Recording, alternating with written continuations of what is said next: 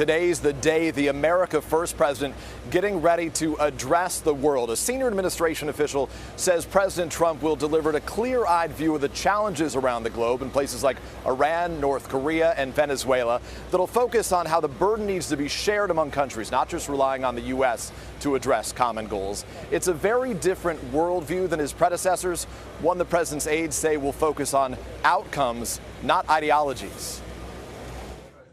Ahead of President Trump's first address to the United Nations, the General Assembly bracing for the kind of seismic shift America has seen at home from its new commander-in-chief. I think the main message is make the United Nations great. Not again, make the United Nations great.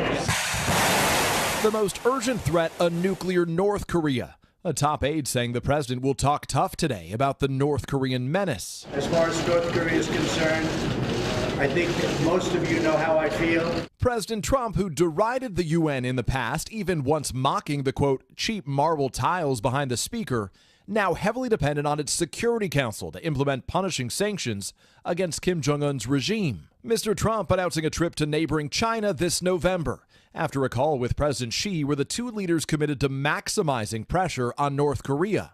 Defense Secretary James Mattis hinting the U.S. has military options that would not jeopardize Seoul, South Korea in the event of a counterattack, but offering few specifics. There are, but I will not go into details.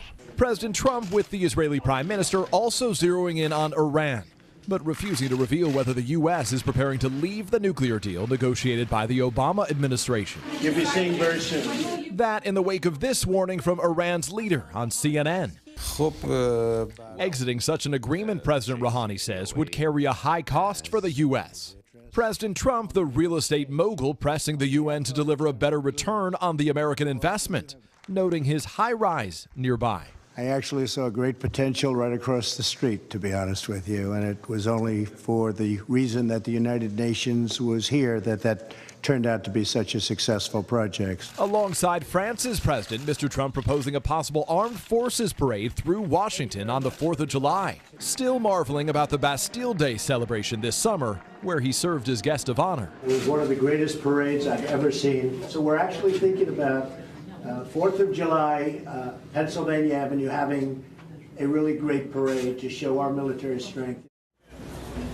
And to give you a little preview of what to watch for inside the General Assembly Hall during the president's speech today, all those reaction shots of the world leaders, many of whom will be seeing Mr. Trump in person for the first time.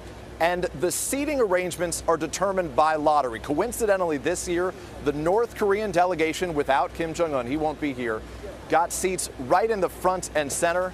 Matt and Savannah, they'll be a matter of feet away from President Trump.